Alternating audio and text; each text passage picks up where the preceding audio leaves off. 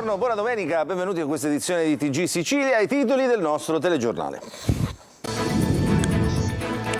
Non c'è alcun segreto di Stato sugli atti riguardanti la tragedia di Ustica. Spegne le polemiche la premier Giorgia Meloni dopo l'intervista dell'ex premier Giuliano Amato che ha riaperto il dibattito su uno dei più grossi misteri d'Italia.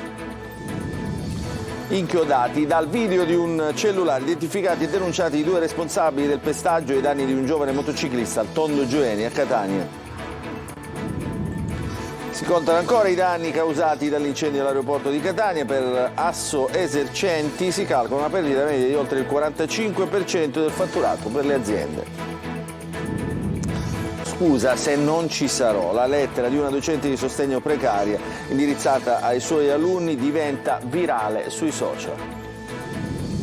Calcio, il Palermo domina e vince davanti al pubblico del Barbera per 3-0 contro la Feralpi Salò. In Serie C il Messina pareggia in rimonta, in casa del Cerignola finisce 2-2.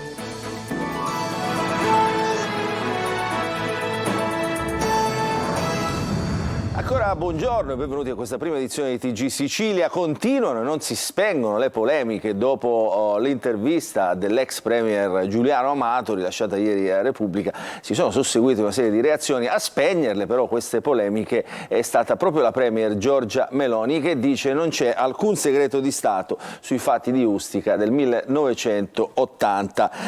Meloni dice se ci sono altre novità, se ci sono altri elementi, Giuliano Amato li renda noti. È il servizio di Manlio Viola. Non c'è alcun segreto di Stato sugli atti riguardanti la tragedia di Ustica. Nel corso dei decenni è stato svolto dall'autorità giudiziaria e dalle commissioni parlamentari d'inchiesta un lungo lavoro. Risponde così all'intervista rilasciata dall'ex presidente del Consiglio Giuliano Amato a Repubblica l'attuale premier Giorgia Meloni. Secondo Amato è attualmente probabile che sia stato un missile lanciato da un caccia francese ad abbattere il DC-9 Italia nei cieli di Ustica il 27 giugno del 1980. Nel mirino dei francesi, con la complicità degli Stati Uniti, c'era il leader libico Gheddafi, ma qualcuno lo avvertì e lui non era sul MiG che venne abbattuto. Quella sera un missile colpì il DC-9 e adesso è il momento per i francesi di dire la verità. Non ci sono più motivi di politica internazionale che lo impediscano. Negli anni anche il giudice Paolo Borsellino indagò su un aspetto di quella strage, il buco nero nei tracciati radar di Marsala, dopo la telefonata anonima di un aviere che raccontò che i tracciati c'erano e furono fatti sparire. Per la presidente dell'Associazione Familiari delle Vittime, Amato ha detto una cosa ormai evidente ed acclarata, ed è una pioggia di richieste adesso che arrivano all'Italia perché faccia pressioni nei confronti della Francia per avere risposte. Solo sciocchezze per il generale Leonardo Tricarico, ex capo di Stato Maggiore dell'Aeronautica Italiana e oggi presidente dell'Associazione Verità su Ustica. Tricarico ha presentato un esposto alla Procura di Roma con allegati documenti che dimostrerebbero invece che fu un atto terroristico, una bomba posta a bordo dell'aereo. Scenari inquietanti per il vicepresidente del CSM Pinelli, che chiede vengano resi pubblici gli atti sulla vicenda. Ma la premier spegne la polemica. Quelle di Giuliano Amato su Ustica sono parole importanti che meritano attenzione. Il presidente Amato precisa però che queste parole sono frutto di personali deduzioni. Chiedo dunque al presidente Amato di sapere se oltre alle deduzioni sia in possesso di elementi che permettano di tornare sulle conclusioni della magistratura e del Parlamento e di metterli eventualmente a disposizione perché il governo possa compiere tutti i passi eventuali e conseguenti. Sono stati identificati a Catania i due aggressori che hanno pestato al Tondo Gioeni un motociclista giovanissimo di passaggio. Sono stati inchiodati da un filmato di un video cellulare. Il servizio. Sono stati identificati e denunciati i due presunti responsabili dell'aggressione avvenuta nel Parco Gioeni di Catania. L'episodio si è verificato tra la notte di sabato e domenica scorsi in via Albertone Matteo. Un giovane, come vediamo in queste immagini amatoriali, che si trovava a passare con la propria motocicletta è stato colpito, fatto cadere dal mezzo e picchiato selvaggiamente. Il tutto senza alcun apparente motivo. La scena ripresa è finita subito sui social, diventando virale. Sono state proprio queste immagini a permettere agli investigatori del commissariato Borgognina di inchiodare i due bulli. Si tratta di due giovani catanesi incensurati di 23 e 20 anni, adesso indagati in concorso tra loro per il reato di lesioni personali aggravate. A seguito dell'aggressione, la giovane vittima di soli 18 anni era stata trasportata presso il Policlinico di Catania per traumi contusivi multipli. Proprio il tema della sicurezza è stato al centro della riunione del Comitato Provinciale per l'Ordine e la Sicurezza Pubblica che si è tenuto pochi giorni fa fa in prefettura a Catania. Nel corso del vertice interforze è stato concordato di concentrare ulteriormente l'attenzione sulle aree dove si sono registrati episodi di minacce e risse, nonché quelle a maggiore incidenza di spaccio, e di incrementare la visibilità della presenza delle forze dell'ordine sia per prevenire fenomeni criminosi sia per rafforzare la percezione di sicurezza dei cittadini. I fatti di cronaca di recente, di violenza urbana di Palermo e di Catania sollevano la questione della sicurezza urbana, in particolare la sicurezza delle fasce più deboli della popolazione, che sono i minori, gli adolescenti. L'altra cosa è collegata ai consumi di alcol nei confronti dei minori, agli orari di somministrazione dell'alcol. Bisogna fare degli interventi molto severi su questa questione, perché è una questione, ripeto, non solo di tipo commerciale, è una questione sociale. Nel corso del comitato è stato anche avviato un attento monitoraggio di occupazioni arbitrarie abusive, non solo nell'ambito del comune capoluogo, ma anche dell'intera area metropolitana, coinvolgendo i sindaci dei comuni, allo scopo di individuare immobili dismessi o in stato di abbandono che potrebbero essere suscettibili di eventuali occupazioni abusive oppure teatro di episodi di violenza. Adesso ci spostiamo a Palermo per parlare del caso dello stupro alla 19enne al Foro Italico e scontro tra difesa e accusa sui video della violenza sessuale dello scorso 7 luglio per gli avvocati del branco. I video sono brevi, parziali, per l'accusa invece sono inequivocabili. Il servizio. Una linea comune, quella degli avvocati del branco di Palermo, i 7 ragazzi che hanno stuprato lo scorso 7 luglio una 19enne. La partita della difesa in questo momento si gioca tutta sui video. Per il momento gli avvocati dei 7 ragazzi ne hanno potuto vedere solo 2, in cui si vedrebbero 5 appartenenti al branco accanirsi sulla ragazza. Immagini che, secondo i magistrati, sebbene non rappresentino l'intera evoluzione della violenza sessuale, conterrebbero però numerosi elementi a sostegno dell'ipotesi accusatoria. Non la pensano così però i legali degli indagati, che invece considerano i filmati troppo parziali e di breve durata. Nel frattempo emergono nuovi particolari sul legame che la vittima aveva con un membro del branco, il leader, colui che ha organizzato tutto e ripreso anche in parte la violenza. In passato ero molto legata a lui, anzi ne ero innamorata, ha detto la vittima agli investigatori, perciò mentre lo guardavo mi veniva da chiedermi perché mi stesse facendo questo, c'era un rapporto pregresso tra noi. Su Instagram intanto la vittima continua a scrivere e a polemizzare con diversi utenti che l'accusano di essere stata consenziente al rapporto. Vi denuncio tutti per diffamazione, ha scritto la 19enne. Volete fare per caso compagnia ai vostri amichetti? Ieri nuova manifestazione di solidarietà a Palermo, questa volta a sfilare ci sono anche gli uomini che dicono no alla violenza sulle donne. Si contano ancora i danni causati dall'incendio all'aeroporto di Catania. Per Assoesercenti si calcola una perdita media di oltre il 45% di fatturato per le aziende. Il servizio di Lorena Dolci. Una perdita media di fatturato di oltre il 45% è la stima calcolata da Assoesercenti in base a un questionario sottoposto alle imprese della filiera turistica danneggiata dall'incendio all'aeroporto di Catania. Un quarto, fra strutture ricettive, hotel, B&B, bar, ristoranti, agenzie di viaggio, lamentano perdite di oltre il 70%. Ma a leccarsi le ferite sono anche bar, ristoranti, pizzerie che hanno registrato un calo del fatturato di oltre il 60%, senza calcolare l'indotto fra taxi e agriturismo, tutti colpiti dalla chiusura parziale dello scalo per 3 lunghissime settimane, una stagione turistica rovinata. È un dato allarmante che impone una riflessione su 2 aspetti fondamentali. 1, su come è stata gestita l'emergenza e 2, su come può intervenire la politica.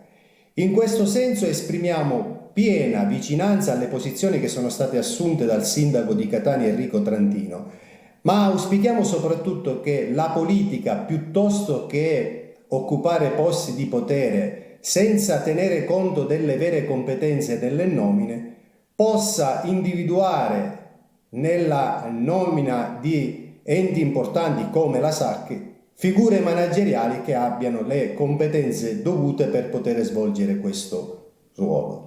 Assoesercenti chiede alla Regione di stanziare indennizzi a fondo perduto per le imprese, fondi che potrebbero essere integrati dalla SAC con una parte degli utili di gestione. E adesso ci occupiamo della Caronte Tourist, 71 licenziamenti dopo l'addio alle tratte alle isole minori. Il servizio è di Francesco Triolo. Dal 30 settembre Caronte Tourist Isole Minori non eserciterà più i collegamenti da e verso le isole Eolie, le Egadi e Ustica ed è pertanto costretta al licenziamento collettivo di tutto il personale alle proprie dipendenze che vi è attualmente adibito. Così la compagnia di navigazione messinese ha avviato la procedura di licenziamento collettivo per un totale di 71 dipendenti, 8 comandanti, 4 primi ufficiali, 3 secondi ufficiali, 7 direttori di macchina, 7 nostromi, 23 marinai, 4 giovani di coperta, 4 mozzi, 8 operai motoristi e 3 comuni di macchina. La vicenda nasce dal sequestro delle 3 navi traghetto Elga, Bridge ed Ulisse ritenute non conformi al trasporto di persone a mobilità ridotta. Una tesi questa sempre respinta dall'armatore. Una situazione che preoccupa non poco alle isole Eolie. Gli albergatori hanno evidenziato come il braccio di ferro tra Regione e Caronte Tourist sui collegamenti marittimi con le isole minori rischia di stritolare le fragili economie locali e hanno chiesto un incontro urgente con il Presidente della Regione e l'assessore Aricò. La risposta della Regione è stata l'avvio dell'iter per assegnare i servizi di collegamento navale per le isole minori attraverso una procedura negoziata. 4 i lotti previsti, il primo riguarda le isole Eolie, ha un importo complessivo di 33.600.000 euro, il secondo per le Egadi ammonta a circa 14.800.000 euro, il lotto relativo ai collegamenti con Pantelleria ha un importo di circa 24 milioni di euro, mentre l'ultimo per Ustica di circa 15 milioni e mezzo di euro.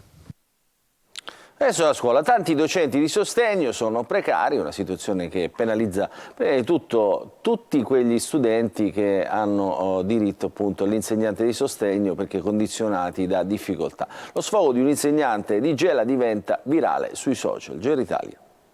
Scusami se non ci sarò, anche se non è colpa mia. Inizia così il lungo post che Denise, giovane insegnante di sostegno, ha voluto idealmente scrivere a tutti quei bambini che all'inizio di questo nuovo anno scolastico non rivedranno i loro insegnanti a causa di un sistema scolastico incongruente e spesso ipocrita che non riesce a dare continuità all'insegnamento. Il post di Denise si è trasformato in brevissimo tempo nella voce di tantissimi altri docenti in Italia che si trovano in questa situazione, un purgatorio che non dà loro certezze e danneggia alunni e famiglie che si trovano già a sostenere situazioni di difficoltà. Purtroppo ci sono tantissimi insegnanti nelle mie stesse condizioni e che vivono il precariato con demotivazione e frustrazione. Purtroppo al giorno d'oggi nessuno si sta prendendo la responsabilità di cambiare la situazione. Solo nell'ultimo anno, secondo i dati di Orizzonte Scuola, dei circa 186.000 docenti di sostegno, soltanto poco più di 80.000 avevano un contratto a tempo indeterminato, mentre il resto rimane precario. Questa mancanza di stabilità, sia per gli studenti che per i docenti, non fa altro che minare la qualità dell'istruzione offerta e la capacità di offrire un supporto efficace agli studenti che più ne hanno bisogno e che spesso sono costretti a rivolgersi a professionisti privati. Il precariato porta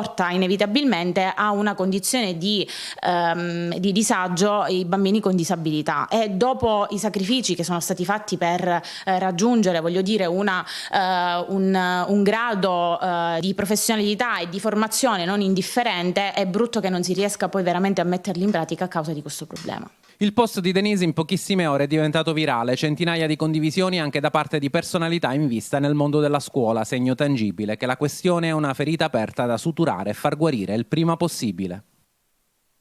E adesso ci fermiamo, una piccola pausa alla pubblicità e poi ritorneremo a parlare di calcio.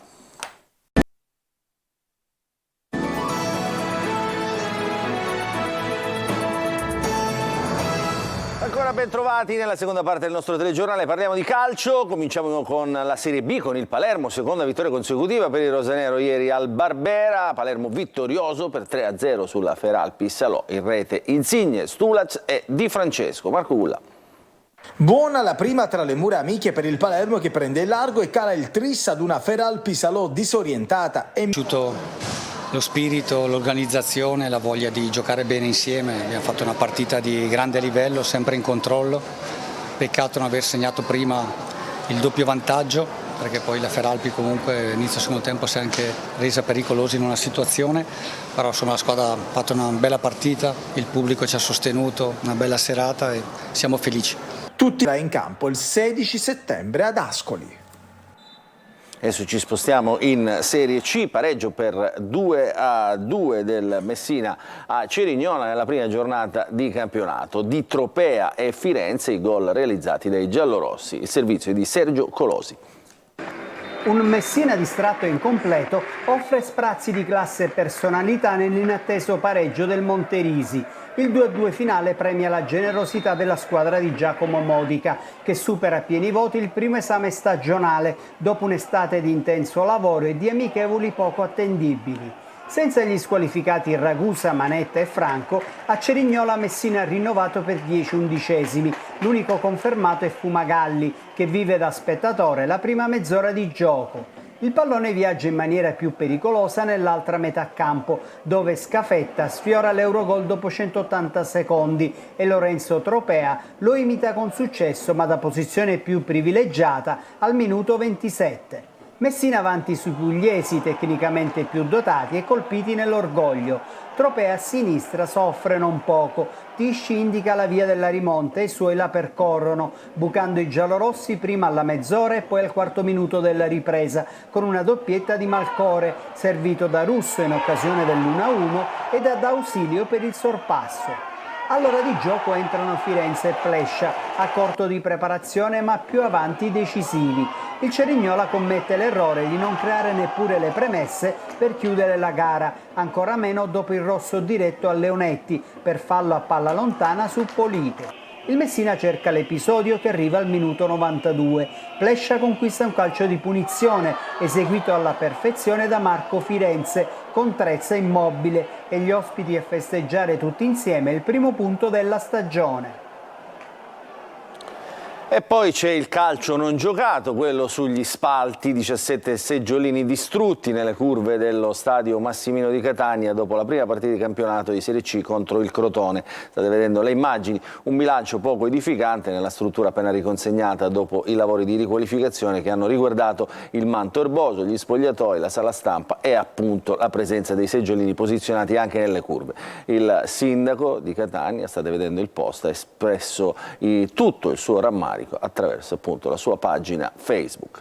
Questa è l'ultima notizia, non ci sono ulteriori aggiornamenti, il nostro telegiornale finisce qui, vi ricordo che a seguire ci sarà la rassegna stampa condotta oggi dalla collega Emanuela Corsi, l'informazione invece su Antenna Sicilia ritornerà alle 13:26 in punto. Grazie per averci seguito, buon proseguimento di domenica a tutti.